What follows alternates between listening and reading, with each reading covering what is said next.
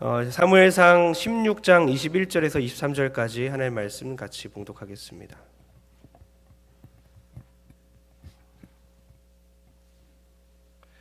사무엘상 16장 21절에서 23절입니다. 오늘 찬양 시리즈 세 번째입니다.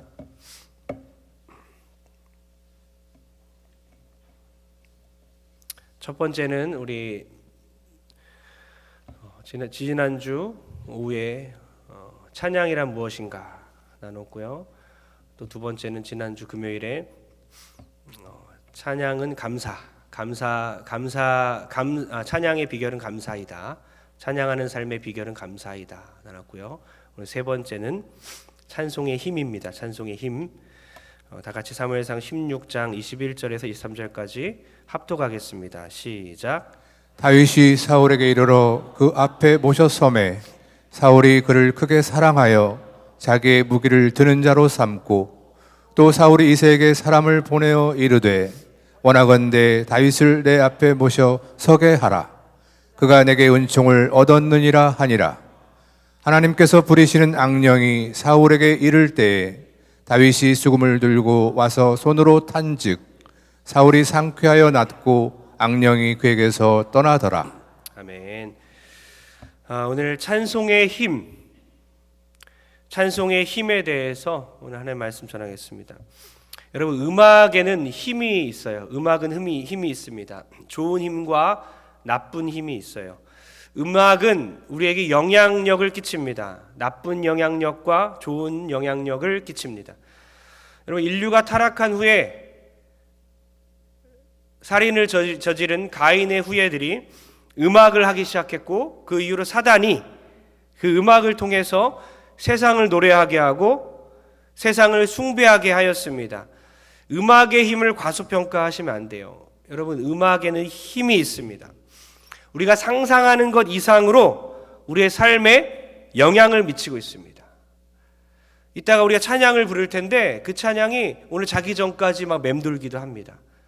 잊혀졌다가 아침 일찍 찬양했던 것이 밤에 또 흥얼거리기도 합니다. 정서적으로도 영향을 미치고 영적으로도 영향을 미쳐요. 음악은 미술과 다릅니다. 미술은 생각에 관련된 것이고 음악은 마음과 연결이 되는 거예요. 정서에, 마음에, 영적으로 영향을 미칩니다. 음악은 힘이 있습니다. 음악은 때론 폭력적으로 사람을 그렇게 만들기도 하고 성적으로 타락하게 만들기도 합니다. 락앤롤의 줄임말이 뭐죠? 락앤롤, 락입니다. 락. 크리스찬 락이라고 해서 이제 대중음악이 우리 기독교 음악에 많이 들어왔는데요. 락앤롤의 뜻이 뭐냐면 흔들고 굴려라 이런 말이에요. 성적인 의미입니다. 흔들고 굴려라. 성적인 그런 내용들로 가득하고 그런 음악으로 가득합니다. 그러니까 락의 유래를 안다면 우리가 기독교 예배 가운데서 어떤 음악을 해야 하는지 조금 더 조심스럽게 결정할 수가 있는 거죠. 대중음악들이 자연스럽게 침투하고 있을 때 무조건적으로 받아들여서는 안 된다는 거죠. 왜냐하면 음악은 영향력이 강하기 때문입니다. 그렇다면 음악이 악하기만 할까요? 아까 말씀드린 것처럼 선하기도 하다는 거죠. 음악이 선한 영향력을 끼쳐요. 음악을 통해 기분이 좋아집니다. 우리 교회도 음악을 통해 정말 음악을 다 좋아하시는 것 같은데요. 세일의 기도회 때 135명이 개근했는데요. 거의 300명, 250명 이상 계속 나왔잖아요. 그러면서 같은 음악을 21일 동안 많이 불렀어요. 음악으로 우리가 하나 됐단 말이죠. 그러니까 이 21일의 힘은 커요. 1년을 이끌어가기도 합니다. 음악의 힘, 우리를 하나 되게 만들고 또 기분이 좋아지게 하고. 근데 그냥 음악이 아니라 가장 영향력을 발휘할 수 있는 음악은 뭡니까? 찬송입니다. 찬양과 찬송이 다르다는 걸 제가 설명드렸죠. 말로도 찬양할 수 있잖아요. 하나님 위대하십니다. 나를 만드신 하나님은 높으신 분입니다. 이 찬양이에요. 근데 노래로 할 때는 그걸 찬송이라고 하는 거예요. 송으로 바뀝니다. 찬송은 노래를 말하는 거예요. 그러니까 이 음악이 가장 큰 영향력을 발휘할 때는 찬송으로 하나님께 영광 돌릴 때라는 것이죠. 찬송을 부를 때 능력이 나타납니다.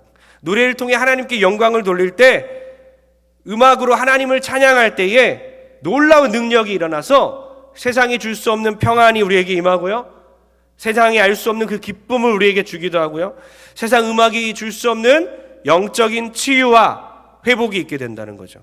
오늘 본문 통해서 음악의 선한 영향력을 다시 한번 깨닫고 우리 일상생활 가운데 찬송을 통해서 선한 영향력을 받는 우리 모든 성도 되길 축복합니다. 먼저 우리가 기억할 것은 찬송은 치유의 능력이 있다. 우리 따라합시다. 치유의 능력. 치유의 능력. 여러분, 찬송을 들을 때 물론 병이 다 낫는 건 아닙니다. 그럼 찬송 들으면 다 나으면, 찬송만 들으면 병원은 없어지겠죠. 그러나 분명한 것은 성경에서 사건이 있었어요. 찬송을 통해 병이 낫는 사건이 있었습니다. 이스라엘 초대 왕 사울 왕은 하나님께 불순종하여 악령의 지배를 받게 됩니다. 성령이 아니라 악령의 지배를 받게 돼요. 그래서 사울은 신하들을 시켜서 수금 연주자, 수금은 뭡니까? 하프입니다. 하프를 연주할 수 있는 사람을 데려오게 합니다. 그래서 그 음악을 들었을 때에, 수금 연주를 들었을 때에 사울 왕을 괴롭히는 악령이 떠나게 되는 거죠. 그래서 수금을 잘 타는 사람을 찾아오게 합니다. 누굽니까? 바로 그 사람이 다윗입니다. 다윗을 왕 곁에서 수금을 타게 하는 것이죠. 우리 사진 한번 보여주십시오. 이렇게 말입니다. 왜 옷을 다 벗고 있는지 모르겠어요. 옷을 반쯤 걸치고 다윗이 어깨를 드러내 옷을 입고 이렇게 하프를 연주하고 있어요. 사울 왕은 이제 악령에 시달리고 있는 거죠. 근데 하프 이 수금을 연주할 때에 어떤 일이 일어났습니까? 23절 한번 읽어보겠습니다. 23절입니다. 시작. 하나님께서 부리시는 악령이 사울에게 이를 때에 다윗이 수금을 들고 와서 손으로 탄즉 사울이 상쾌하여 낫고 악령이 그에게서 떠나더라. 아멘. 하나님이 부리시는 악령이라고 했어요. 그러니까 악한 영들이 우리를 함부로 할 수는 없습니다. 하나님의 허락하에 주로 악인들을 위해서, 악인들에게 활동을 하는 것이죠. 악한 사단이 하나님의 허락하에 사울을 괴롭힙니다. 사울을 두렵게 만듭니다. 사울은 몸도 아프고 정신적으로도 힘들어요. 영적으로도 힘들었습니다. 우울증 혹은 정신착란증 정도로 우리가 이해하면 될 것 같아요. 사울 왕은 그렇게 힘들게 악령에 시달리고 있었어요. 그때 다윗이 수금을 이렇게인가요? 수금을 탑니다. 다윗이 누굽니까? 성경에서 이제 다윗을 소개할 때에 이스라엘의 노래 잘하는 자라고 소개를 해요.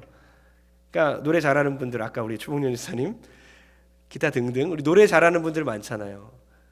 그래서 다윗은 심지어 찬양단을 조직하고 성가대를 만들고 그랬어요. 그러니까 찬양을 잘하는 자, 이스라엘의 찬양 잘하는 자, 이스라엘의 노래 잘하는 자, 바로 다윗이 아름다운 음악을 연주하는 거예요. 여러분, 음악 치료라고 들어봤나요? 음악 치료 들어보셨죠? 음악 치료가 1940년부터 정식으로 이제 학문으로 인정을 받는데요. 최초의 음악 치료사가 지금 다윗인 겁니다. 몇천 년 전에 이미 성경에 음악 치료사로서 활동을 하고 있는 거죠. 음악으로서 사울 왕의 병을 치료하고 있었던 거죠. 성경에 나오는 그 최초의 악기 수금을 연주하면서 찬양을 하니까, 하나님의 성령에 감동된 음악을 연주하니까 사울 왕이 육체적으로 병이 나았다고 했습니다. 사울의 육체와 정신과 영혼이 치유가 됩니다. 마찬가지입니다. 우리는 영적인 존재입니다. 그래서 좋은 음악, 최고의 좋은 음악, 바로 찬송으로 주님께 영광 돌릴 때에 우리의 영혼이 치유가 되고 우울증도 치료될 줄 믿습니다.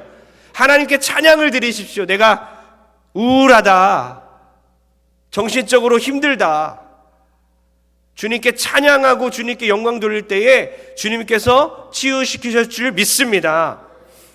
찬양은 치유의 능력이 있다는 거죠. 찰스 스펄전이 이렇게 말합니다. 우리 한번 크게 읽어볼까요? 시작. 매일 아침 찬양의 욕조에서 세수하라. 매일 아침 찬양의 욕조에서 세수하라. 아침에 일어나서 막 세면대에서 눈 부비부비 비비면서 막 세수하잖아요. 그런 것처럼 찬양의 욕조에서 매일 아침마다 세수하라. 하나님을 아침마다 찬양하고, 아침에 일어나서 정신 하나도 없지요, 노래 부르십시오. 찬양하십시오. 하나님께 감사해 보십시오. 여러분의 그 하루가 능력 있는 하루가 될 줄 믿습니다. 두 번째는 또 찬양은 무슨 능력이 있냐? 우리의 정서를 좋게 만듭니다. 정서에 영향을 미친다는 거죠. 치유의 능력이 있고요, 정서에 영향을 미치는데, 다윗이 수금을 탈 때에 사울 왕이 상쾌해졌다라고 적혀 있어요. 상쾌해졌다. 정서적인 면도 건드리는 거죠. 그러니까 음악이 우리의 마음을 막 들었다 놨다 하지 않습니까? 막 우울하게 하고, 나쁜 음악들은 막 낙심하게 하고, 막 자살 충동도 일으켜요. 음악 듣다 보면 화도 나기도 해요. 그런 음악들을 들으시면 안 돼요. 뭐 들으면 어때? 음악인데? 아니라는 거죠. 이건 영적인 것들이기 때문에 나의 정서를 망치고 하나님으로부터 멀어지게 하는, 술 먹고 정신을 잃는 것과 똑같은 거예요. 알코올 중독과 똑같은 거예요. 내가 그런 세상적인 음악을 듣고 막 기분이 묘해지고 기분이 막 좋아지는 것 같아요. 사실상은 하나님과 관계는 멀어지는 거예요. 영적으로 다운될 수밖에 없는 거예요. 정서에 영향을 미친다니까요. 그러니까 찬송은 반드시 좋은 영향만 미치는데요.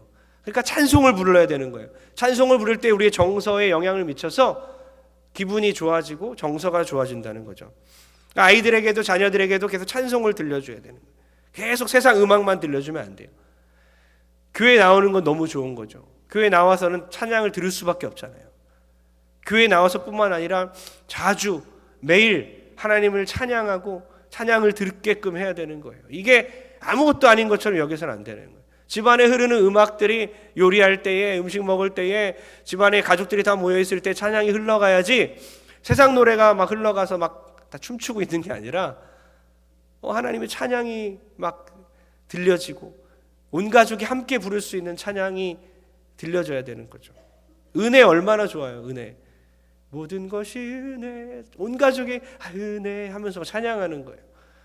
그런데 가족의 정서가 좋아지는 것입니다.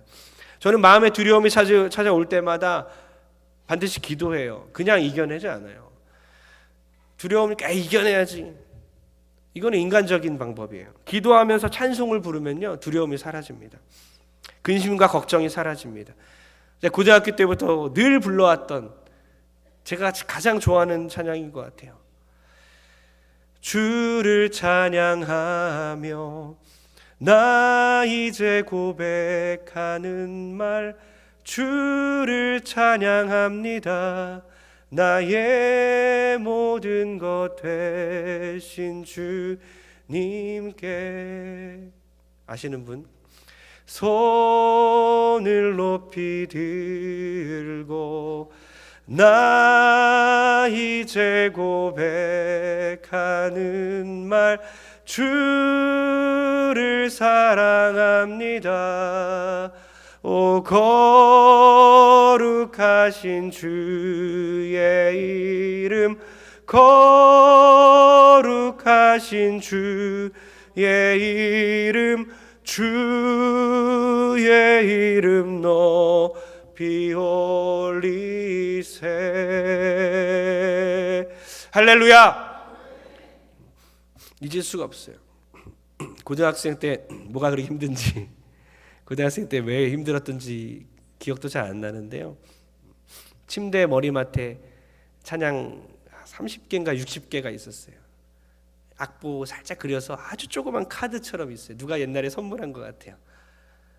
선물 교환하면서 받은 것 같은데, 누가 준지도 모르는 그 찬양을 60개 다 부를 때도 있어요. 넘겨가면서 혼자 막 부르는 거예요. 얼마나 위로가 되고 얼마나 힘이 되는 거지. 찬양이 힘이 있구나. 우리 정서에 영향을 미치는 거. 외롭고 힘들고 두려울 때 우리 자녀들이 정말 침대 머리맡에서 부모님이 터치하지 않아도 혼자 저 찬양을 부르고 있다면 그 자녀는 반드시 승리할 줄 믿습니다. 여러분, 먼저 그렇게 보여주셔야 돼요. 부모가 먼저 늘 찬양하고 있는 거예요. 힘들 때마다, 어려울 때마다 찬양하고 있는 거예요. 욕하고 있고 막 누구 막 비난하고 있고, 그러면 자녀들이 힘드시구나 배웁니다. 똑같이 욕하고 똑같이 비난하는데 막 찬양하고 있어요. 엄마 힘들구나, 아빠 힘들구나, 그래서 하나님 찬양하고 있구나. 그러면서 같이 힘들 때마다 하나님을 찬양하게 돼 있는 거예요. 저는 아까 그 찬양 부르면서 아무 근심도 없게 져요. 마음의 평안이 찾아오는 것을 느끼고 두려움이 사라지는 것을 부를 때마다 경험했습니다. 마틴 로이 존스 목사님이 이렇게 말을 하는데요. 다 같이 한번 읽어보겠습니다. 시작. 영적인 삶이 연약하고 냄비처럼 쉽게 끓어올랐다가 한순간에 사르르 꺼지는 사람들은 대부분의 시간을 간구하는데 사용하고 감사는 좀처럼 하지 않습니다. 무슨 말인지 아시겠죠? 영적인 삶이 연약해요. 그 사람 연약해요. 냄비처럼 막 쉽게 끓어올랐다가 막 뜨거웠다가 한순간에 막 꺼지고 시험 들고 그런 사람들의 특징은 뭐냐면요, 기도할 때 특징이 나타나는데 그런 사람들은 간구만 합니다. 뭐 주세요, 뭐 해주세요만 해요. 감사를 안 한다는 거예요. 그 기도 시간에 감사를 안 한다는 거예요. 여러분, 기도를 들어보면요 그래요. 계속 뜨겁게 기도는 하고 있지만 계속 어떤 하나님 앞에서 간구만 하고 있다면요, 그 신앙이 깊어질 수가 없는 거예요. 1시간 2시간 기도하고 뜨겁게 기도하고 나왔어요. 본인은 시원해질지 모르겠지만, 간절히 간구했을지 모르겠지만 하나님께 감사하지 않았기 때문에, 하나님을 찬양하지 않았기 때문에 그 신앙이 성숙하지 않는다니까요. 그러나 반대로 기도 시간에 간구를 적당히 하고 하나님을 높이고 찬양하고, 노래 불러도 돼요. 노래 못 부르고 그냥 하나님 위대하신 분, 나와 함께 하시는 분, 나의 자녀의 인생을 붙드시는 분, 지금까지 인도하신 에베네셀 하나님, 나의 인생을 준비하시는 여호와 이레 하나님, 나를 낫게 하시는 여호와 라파의 하나님, 늘 승리하게 하시는 여호와 니시 하나님, 나보다 먼저 가 계시는 여호와 삼마의 하나님, 주님을 찬양합니다. 임마누엘, 나와 지금 함께 하신 하나님, 이렇게 찬양하는 거예요. 기도예요 이게. 기도는 우리가 맨날 주세요만 했기 때문에 이런 기도가 색다르잖아요. 이게 기도라니까요. 이렇게 기도할 때 신앙이 성숙돼요. 냄비처럼 끓었다 식었다 하지 않고 꾸준하게 신앙이 뜨겁게 갈 수 있다는 것입니다.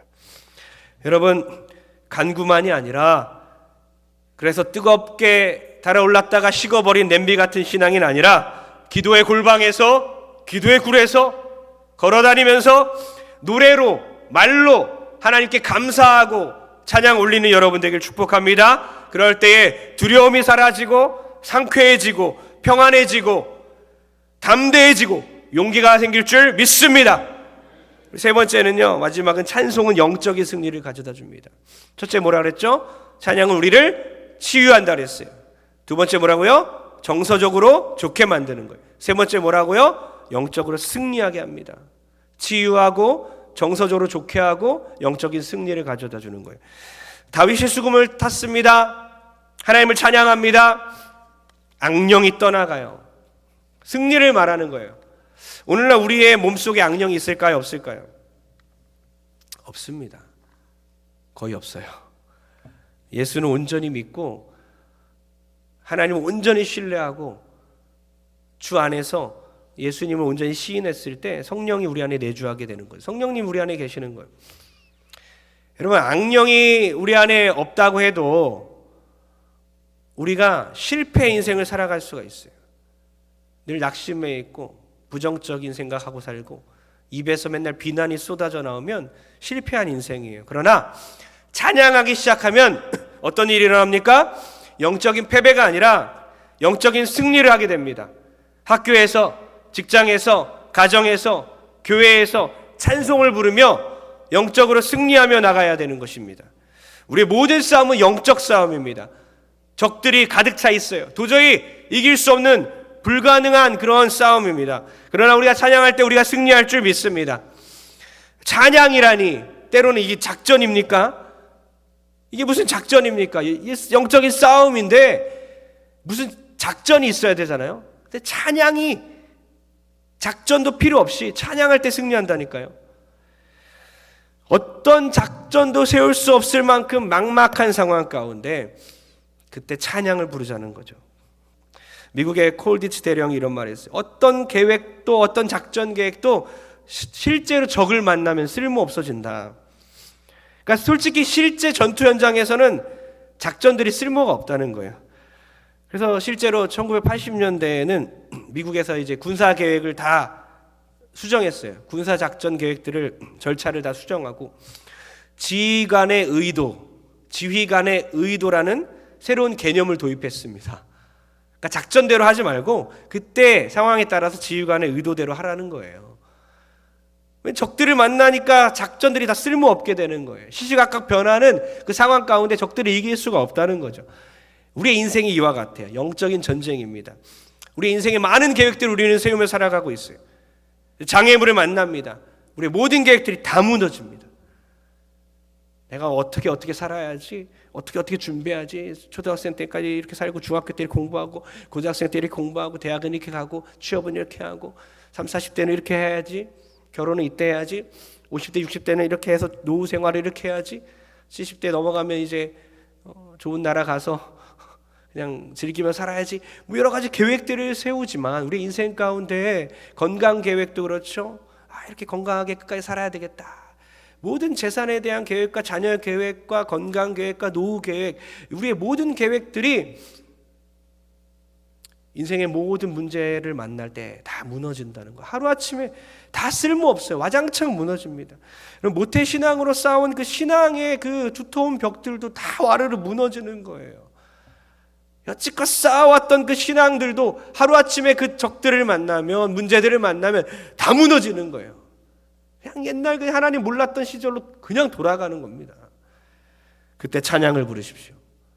찬양이 우리를 승리하게 할 줄 믿습니다. 찬양의 능력은 승리입니다. 찬양 부르면 승리합니다.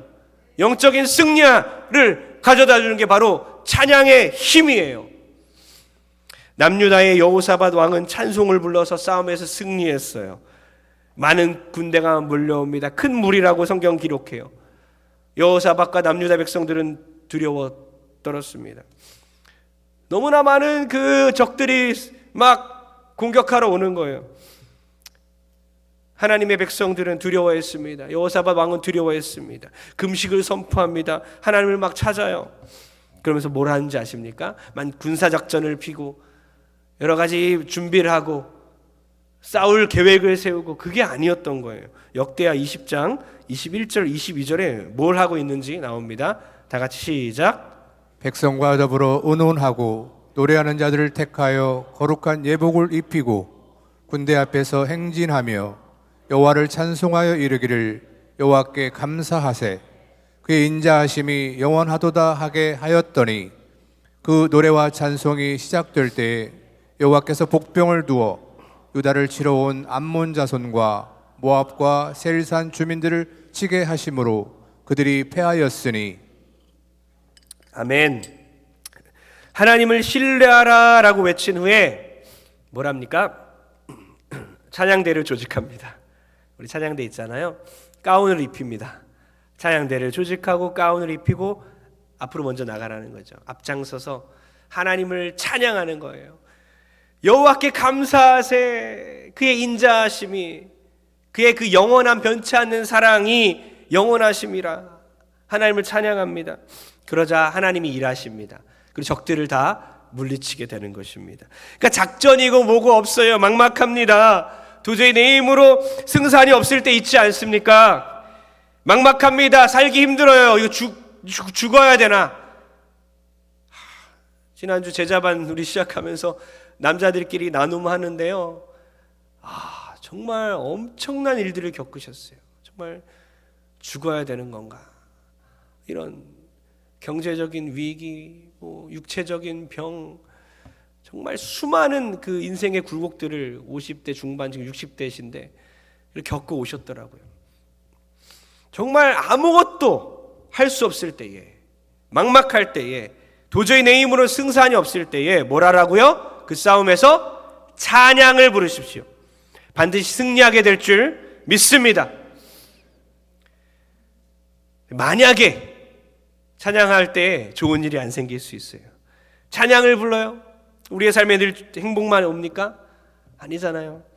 아무 병도 걸리지 않습니까? 아니잖아요. 계속해서 문제가 생길 때에, 그리고 다윗이 사울왕 앞에서 막 수금을 탔잖아요. 같은 음악을 불러요. 찬송을 부르는데 아까 악령이 떠났잖아요. 근데 어떤 때는요, 수금을 타고 있는데 갑자기 창을 집어 던집니다. 사울 왕이 다윗에게 창 집어 던져요. 창을 피합니다. 이렇게.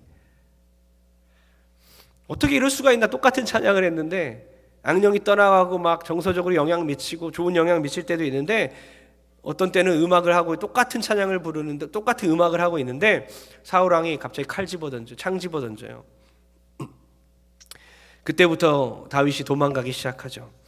그러면서 이방 나라까지 도망가서 이방 나라 왕 앞에서 미친 척을 하고 막, 왜냐하면 잡혀 죽을까 봐 사울 왕이 자기를 쫓고 있기 때문에 다윗 아닌 것처럼, 다윗이 자기 아닌 것처럼 막 침 흘리면서 미친 척하면서 이렇게 시를 짓죠. 시편 34장 1절입니다. 다 같이 시작. 내가 여호와를 항상 송축하며 내 입술로 항상 주를 찬양하리이다. 아멘. 이렇게 힘들고 어렵고 늘 하나님을 찬양하는 자임에도 불구하고 어려움이 닥쳐올 때에 포기하지 아니하고 여전히 그 입술은 하나님을 항상 주를 찬양했습니다. 그럼 우리 모든 성도 되길 축복합니다. 그의 역사 가운데 은혜로운 찬양은 가장 어두운 시기에 만들어지죠. 우리가 부르는 많은 은혜로운 찬양들이 어두운 시기에 만들어지는 거예요. 독일의 가난한 대장장이 아들로 태어난 마틴 리카르트, 나중에 목사님이 되었고 교회에서 목회를 하다가 30년 전쟁의 그 공포로부터 피난민들이 막 속출할 때에, 그의 고향으로 피난민들이 막 돌아올 때에 기근이 생기고 역병이 이르고 수많은 사람들이 죽어나갔을 때에 하루에 장례식을 50번 이상 치르게 됩니다.